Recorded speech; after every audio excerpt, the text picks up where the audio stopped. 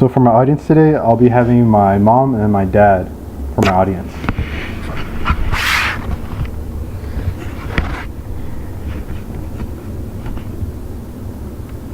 I believe that graphic novels and comics should be used in all classrooms, not in classrooms just in elementaries, but also in junior high schools, colleges, and even universities. The reason I believe this is because as a modern generation, we've become more reliant on a visual aid, such as TVs, movies, video games, computers, and cell phones. With a comic book, you can also get a visual aid that you want. So as a student will be able to see the picture that they want, and then it also has a text. This is useful as whenever a student walks into an English classroom, the professor or teacher has to physically tell the students, do not watch the movie that this book is about. And not all students will listen to this, and they'll just rather go watch the movie and perhaps on the page in the book. But this can be avoided with a graphic novel. But as I say this, I should also note that not all graphic novels are age appropriate, as you would not give the Bear-Inside Bears book to a college major who's majoring in English, as that would be too simple to them, or you wouldn't give the Heart of Darkness to a kindergarten, as perhaps a kindergarten would not understand most of the things that's going on. An example of this would be the graphic novel From Hell, which is written by Alan Moore. This graphic novel is about Jack the Ripper, the murderous man who lived in London in the 1800s.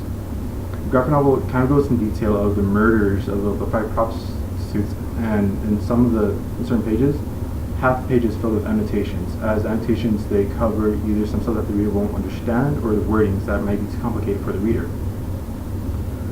But as I say this, I should also say that an image is perhaps worth 1,000 words. And most people don't understand this, as whenever they see a comic book, they will just say that a comic book is just simple, as it's mostly full of pictures. But at certain points, the images is very powerful. As whenever, as say an author, he has a beautiful city filled with beautiful people, but then out of nowhere the city catches on fire. And there's a character in distance watching this happen. Now at this point the character is in the author's hands, as the character can either become a villain or a hero. If the character has a big smile on their face that says, "What a beautiful day," then this reader will know that this character is insane, is a bad guy, and perhaps not even like this character. But if the character says, "Oh no," with tears in their eyes, then the reader might feel a bit of sorry, if not pity, for this character, and perhaps even like this character more than the previous character. And with this, it shows that the image and the text together combined are very powerful.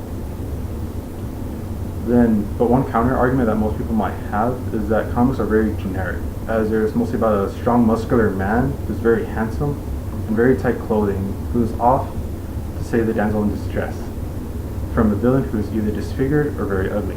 But this is not always true, as this can be seen in the graphic novel The Sandman, which is written by Neil Gaiman. The story is about the Sandman, who is known for bringing dreams to people and helping them sleep. One part of the story, Sandman, he needs to travel to hell, as he learns that his helmet of power is stolen by a demon. By going to hell, he meets the devil himself, Lucifer. And here, the contrast is already seen, as the Sandman himself is seen very opposite, as he is shown as a tall, scrawny man whose complexion is very, very white and dressed in loose, dark clothing. Whereas the devil, he is shown in sort of a biblical way.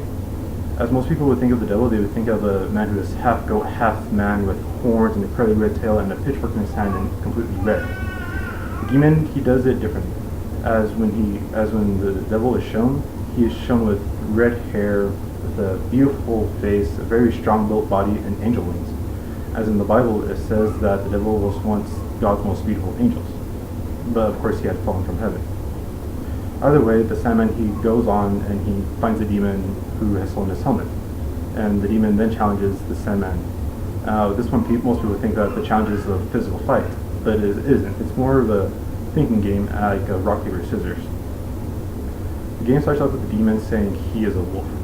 The Sandman then, to beat this, says he is a huntsman on a horseback. To beat this, the demon says he is a horsefly that kills a horse that also kills a hunter. And then the Sandman would say he is a spider that kills a fly. It goes on and on and on until the Sandman says that he's pretty much life. All things incomposing, all living things embracing.